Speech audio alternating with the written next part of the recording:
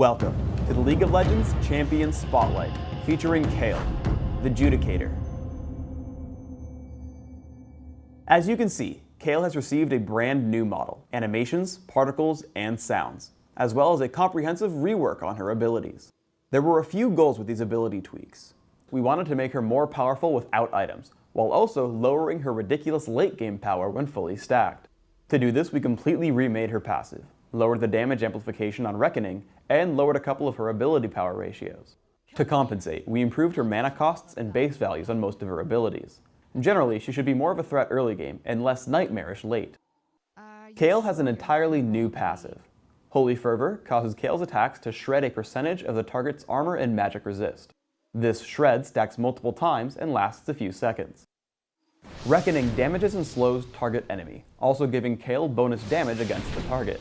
The most notable changes to this ability are a significant increase to the missile speed and target slow, while lowering the damage amplification. Divine Blessing heals target ally and increases its movement speed. The remade version significantly increases the power of the haste but lowers its duration, while also increasing the cooldown to make her less sustainable in lane. Righteous Fury empowers Kayle for a few seconds, giving her a ranged attack which deals bonus magic damage and splashes onto nearby enemies. The major changes in the rework are more damage and splash range, while decreasing the cooldown and AP ratio. Kayle's ultimate is Intervention. Intervention completely shields target ally from all damage for a few seconds.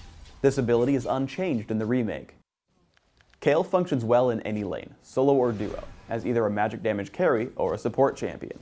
Let's start by looking at her supportive aspects in bottom lane. I hit Vayne with Reckoning, slowing her movement speed, and I turn on Righteous Fury to start dropping her health.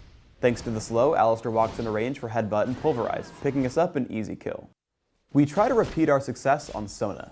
Even though she flashes away, the slow from Reckoning and the haste on Alistar from Divine Blessing allow him to catch up and headbutt her backward.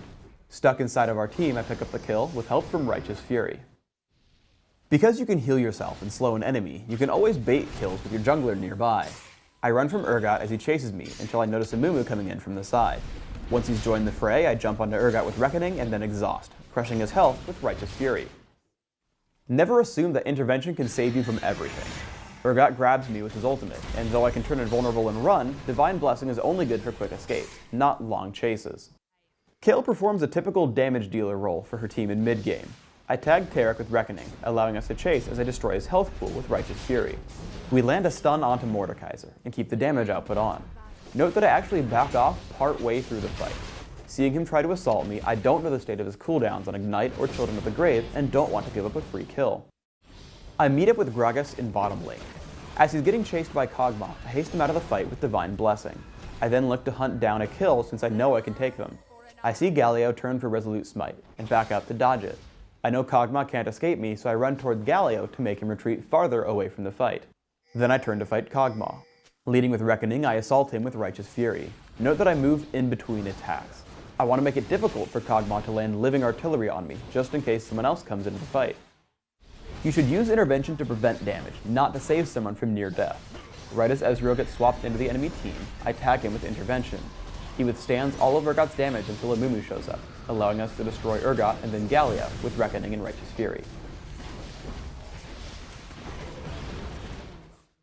Even though Kayle has lost some of her late game power, she's still completely capable of amazing damage output.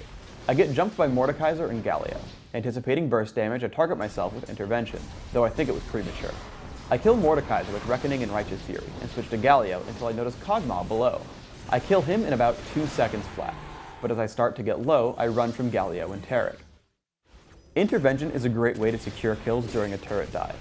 Here, Urgot swaps Gragas into the turret. I walk up and take him down with Reckoning and Righteous Fury, making sure to turn myself invulnerable once they start coming under fire.